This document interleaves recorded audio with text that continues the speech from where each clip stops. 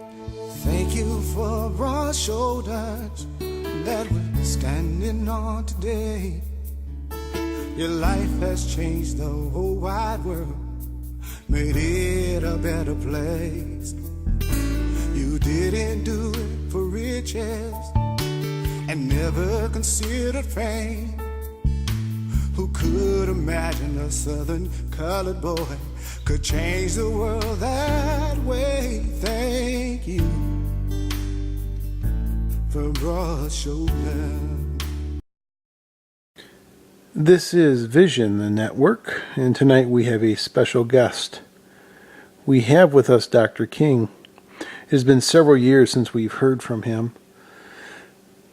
Now the phone lines are already lit up. People have been waiting for 2 weeks for this interview with the King, or the King Speaks. So let us get right into this interview. Dr. King, what do you think is the most urgent or most major problem facing the African American community? Let me just say thank you to Vision Network for having me on the broadcast tonight. Thank you to the host and to the many callers that have already lit up the lines. It has been a long time, so thank you once again for this wonderful opportunity. And what a loaded question you begin with tonight. So let me see if I can frame an answer that would be worthy of such a question. There are so many problems facing the African American community, and all of them I consider major. They are complex and intertwined, so we have to be very specific in crafting a solution for each problem. Each solution must be customized in a fashion that segues into the resolve for another complex problem. Okay, well, Dr. King, let us try this from another angle. Do you think that the civil rights movement accomplished all that it set out to do? And do you think race relations have improved in this country? Yes, I believe the civil rights movement was a great success. However, I don't believe that the civil rights movement completed all that we sought out to do, because civil rights is an ongoing movement, and race relations are greatly improved. The civil rights movement paved the way for this country to have our first African American president by way of Barack Hussein Obama. While he may not be accepted by all, he does hold the title of President of the United States of America. While race relations are improved, they will never be eradicated. As long as the hearts of men beat, there appears to be something in the psyche of certain men where they believe and have an inherent need to hate, to divide, to puff themselves up by putting another down. That type of mentality comes from a place of feelings of inadequacy. But that's another subject for another time. So let me get back to the question at hand. You see, the civil rights movement was an outside fight where the enemy was clearly defined.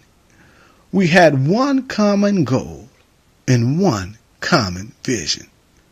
We were on one accord. I think that as things began to get better, we somehow went away from the principles and from the vision that had brought us thus far. Once again, we had gone away from the faith of our fathers, a faith that was proven, yet we turned away. We'd gone away from faith to finance and began to adopt ideas like getting rich by any means necessary. So as we were making money, the how and the where we got it no longer mattered. Somehow, we were allured into believing that economics was the panacea for acceptance and happiness. We sold our birthright for less than 30 pieces of silver. But what really saddens me is that we sold our children to an idea that we were just to be seen as gladiators in the arenas of sports. The allure of the music industry didn't matter who was being degraded, who did the degrading, mother, sister, father, or brother. As long as they were making money, it was okay. These became our heroes and our sheroes. What happened to becoming doctors, engineers, scientists, entrepreneurs, judges, pilots, and lawyers? We no longer looked up to them, and hard work was no longer valued or respected. Dr. King, are you saying that the entertainment or the media is bad? And are you blaming the media? No, I'm not blaming the media at all. But what I'm saying is the type of people or the type of person you allow yourself to be portrayed in the media.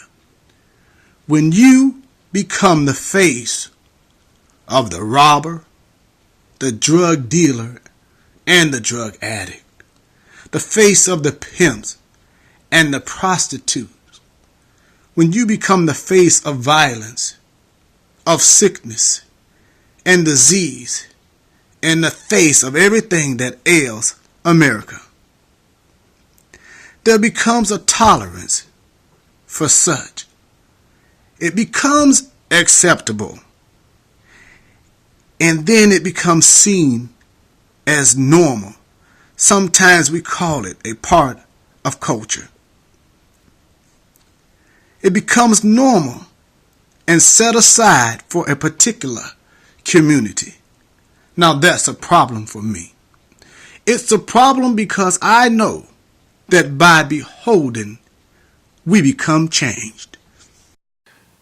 Dr. King, are you blaming the victim for the ills of the community? I mean, what about the systemic racism we have? Well, today, I'm about solutions. I'm not about blame. There's enough blame to go around. You see, when you start to blame, it becomes too easy to get caught up in a fight of blame and name calling. And before long, no one knows who's wrong or right. So we just fight. We just fight. Then when you get caught up in being mad, and no one remembers what made us sad, but we're just mad. We're just mad. Then people will say, We have to change the world. We gotta make it better for the little boys and the little girls. But when we get together, we convene to make a change. But all we do is point the fingers and blame. Now that's a shame. That is a shame. Another point I want to stress tonight is the word victim. Victim means to be exploited or preyed upon. You are no victim when you collude in your own demise. When you allow your own babies and children to be gunned down in the streets of harm, and no one pays the price. When you allow thuggered behavior, pillaging of the neighborhood, robbing of the elderly, murder, crime, when you allow such, and when you participate in such, you are not a victim. Not only are you not a victim, but if it were my house, my community, my family, you would no longer be welcome into this family as long as you exhibit such contemptible behavior.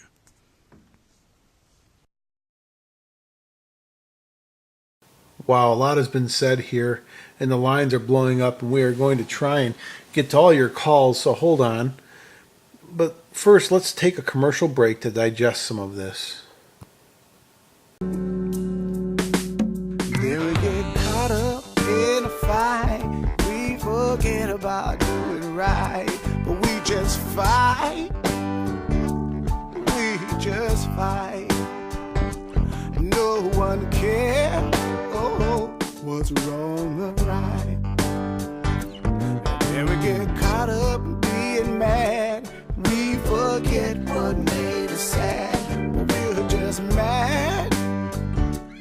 We're just mad. No one remembers what made us sad. Yeah, people say we gotta change the world.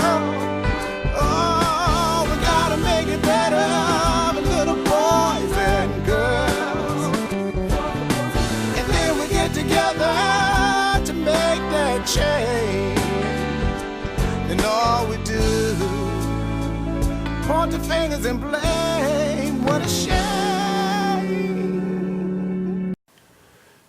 We are back, and the lines are going crazy, so let's just take some calls. We have on the phone Professor Victim is Dr. King. As a professor, I am astounded by what I'm hearing here today. We did not create these problems. What about what they are doing to us? We don't have any planes, and we don't have the wherewithal to bring all these drugs into this country. Are you blaming us for all that ails our community? We are the victims. Not at all. I've not laid blame to any man or to anyone. I've simply pointed out what a victim is or isn't. It might be easy becoming a victim or being victimized, and oftentimes that has nothing to do with my choice. But to remain a victim can sometimes be up to me. You see, I'm responsible for what I've allowed to be poured in my cup. And if I drink it, that responsibility is solely on me. I can't change people,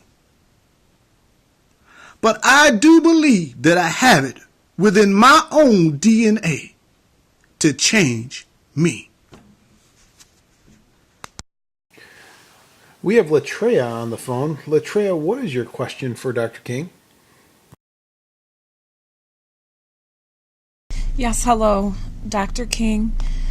I've been praying and praying for answers. I just don't know what to do anymore. I just feel like there's no hope. Please help me. It appears that the window of opportunity is closing.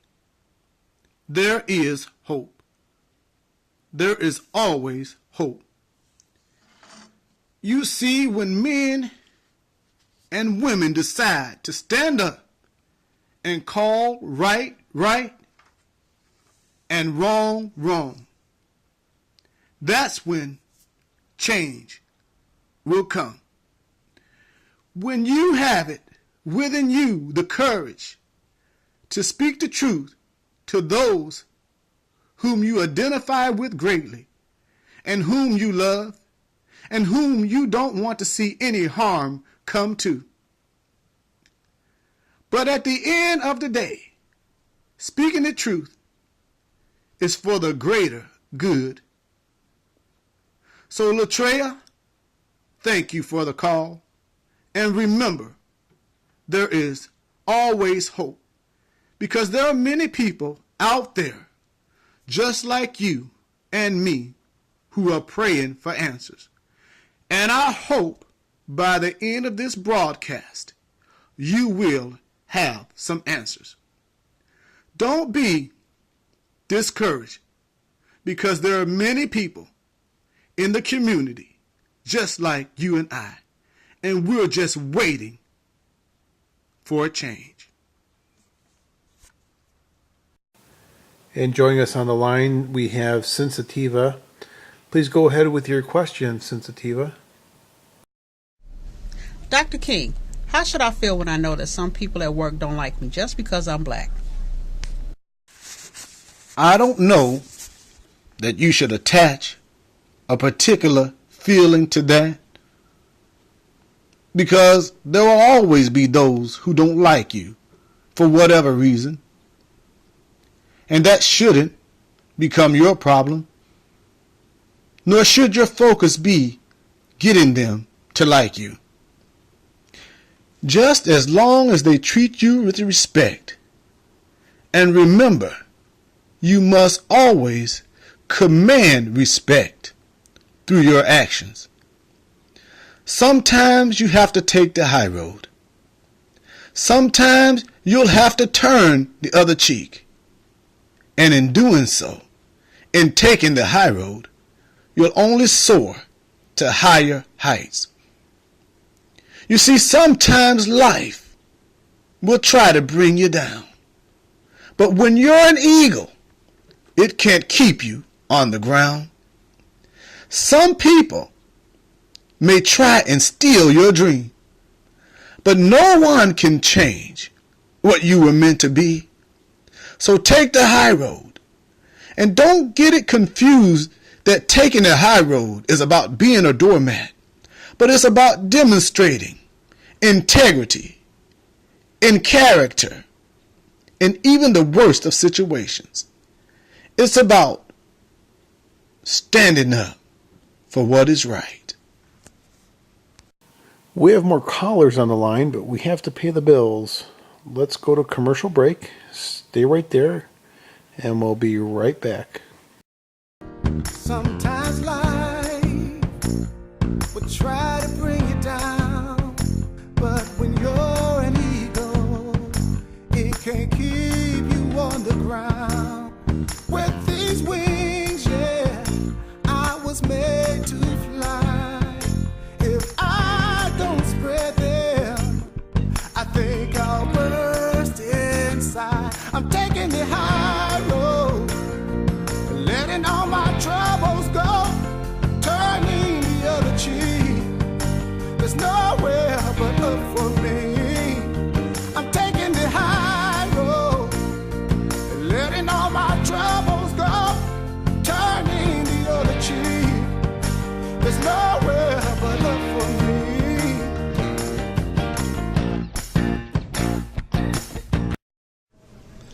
Dr. King, I've been listening, and I need some solutions. What do you think we need to do next? Would you give us an outline of what needs to happen?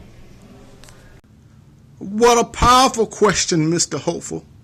And I've been waiting all night for such a question. So I think the first thing that we must do is return to the faith of our fathers. It was a proven faith. We must have a single mind of consciousness. We must write the vision, and we must make it plain. One vision, one goal, one single mind of consciousness. We all must adhere to this single vision. And that vision is simply to change the face of the African American in this United States of America. But not only that, change the face of the African American to the whole wide world. We will become the face of righteousness, the face of justice. We'll become the face of wisdom and integrity, character and education, compassion and tranquility. We'll become the face of refuge, the face of hope and perseverance. You see, the African American will be transformed back to his former state, and that is the face of the image of our God. And we will be called the people of the Almighty, and all that accept this vision will be our brother. You see, today we've come from many places. We are kindred, though different tongues. And we're standing here or listening here today, just some of the millions. And we're bound by the power of love. The nations have counted us out, and sometimes they treated us wrong. But finally, we'll show the world when we'll stand together where we belong. Today, despite all the tribulation we've been through, we are still standing in this journey. It ain't been easy, and God knows the road's been long. But every trial that we've endured, we've overcome, and yes, sir, they've made us strong. Now it's time. We've got to make a change with our hearts and our minds on one accord, because we're standing in the presence of our Savior and in the image of our God. So lift every voice and sing, till earth and heaven ring, because we're still standing here